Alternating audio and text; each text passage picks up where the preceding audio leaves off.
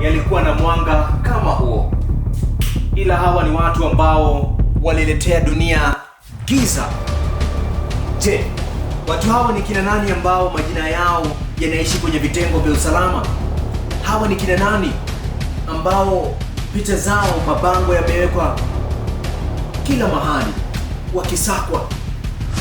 Hawa ni watu 10 waliosakwa zaidi ulimwenguni. Hawa ni watu ambao kwa wakati mmoja walitetemesha hali ya usalama.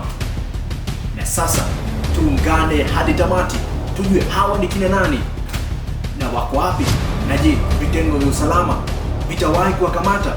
Ikumbukwe kwamba watu hawa wanatumia majina yasiyo yao. Kila kitu wanachokitumia sio chao. Tuandamane hadi tamati. Hii ni Darubini, langu jina Kariuki Benjamin.